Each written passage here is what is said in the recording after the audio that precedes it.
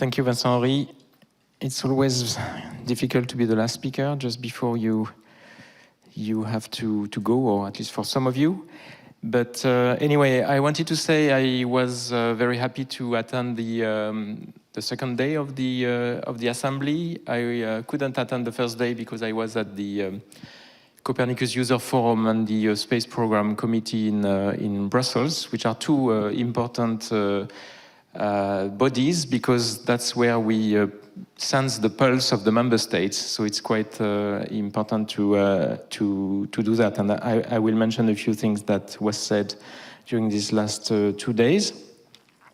But before I do that, I think that I mean, what I heard today and what I discussed with Vincent-Henri about yesterday, he gave me a very short and sweet summary of what has happened.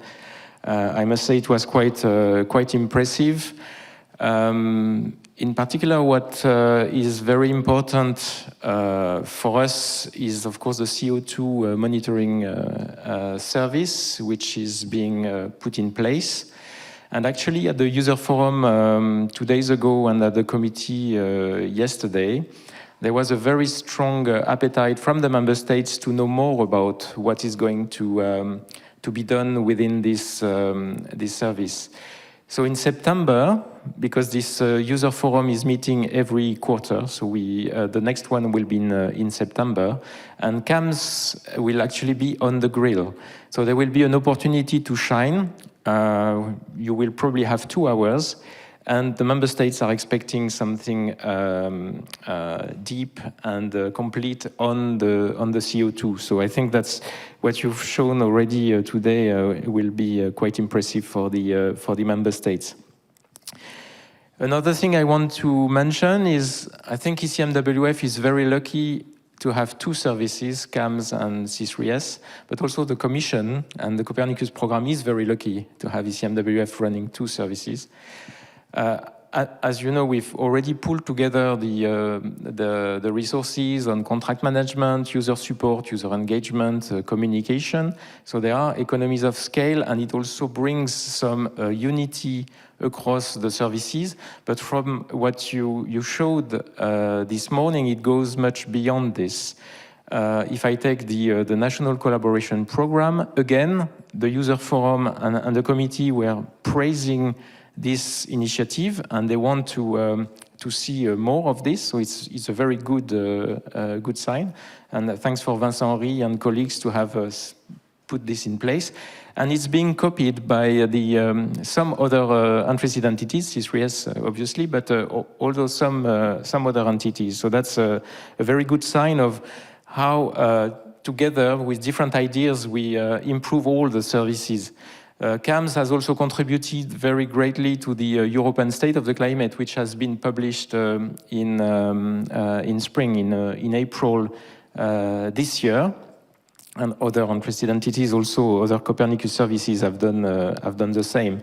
And reciprocally, the Climate Data Store now has a little sister or brother, the Atmosphere Data Store, and also other organizations like EEA are thinking about their own data store. So again, there are ideas which are percolating between one service to the others. And today was, or this afternoon, it was very clear that we are not working in isolation, and the stakeholders who spoke this afternoon, ANV, JRC, and EEA, expressed the importance of CAMS in their day-to-day business. So from that point of view, I think it's really excellent to see how now CAMS 2 is on track. Everything which has been said today was rosy, so I had to find some reason for concern, and there is a big one. Don't worry, it has nothing to do with the excellence of the work which is being done. But let's talk about budget for a minute. So thanks to the European Commission, we had sustainability in the Copernicus services for the years to come, and we have a very good and a very nice budget, although of course we wanted more. but that's always the case. Now, this budget has been agreed at current economic conditions based on the assumption of a 2% increase per year, inflation rate, let's say. And with the current political and economic crisis, we are much above this.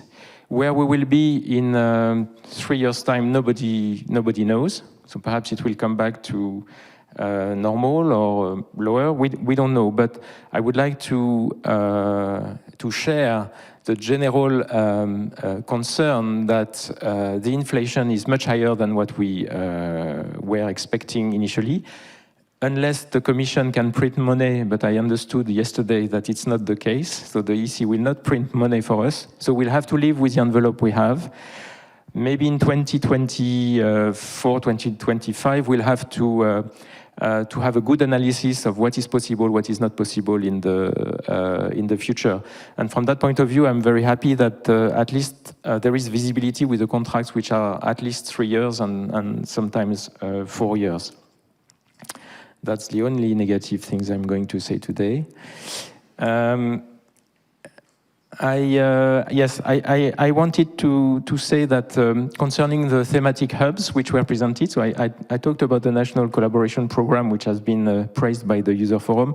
The thematic hubs as well are of interest, and I think we had a nice presentation this morning by Julie, and the member states are already hungry for other thematic hubs. They mentioned, why don't you do biodiversity already, or Arctic, or others, but I think it's a safe approach by the Commission to start with health, and I think there is a coastal one run by CMEMS, and then we'll see how it goes. But I think it's a good approach.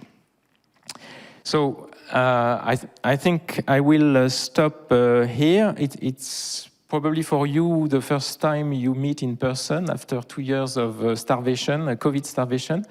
I hope you really enjoyed it. I want to thank also the online participants. I understand that there were more than 150, and I believe that it worked very well. At least when we had speakers, it was fantastic. So I hope that the online attendees really enjoyed. So I would like to thank the BMUV, which is the Ministry of Environment, which is hosting us. You've seen that we are in Bonn, and Vincent-Henri mentioned the prospect of having our own building at the end of 2026, Vincent-Henri. Not mid-2026. You have to update the slide. But we are really nicely hosted, and I hope the conditions were also good for the meeting.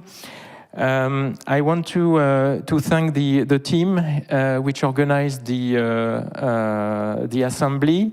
So the contractors, GOPA, who did a fantastic job, but also our internal communication team, in particular David and Francesca. I think they deserve a round of applause.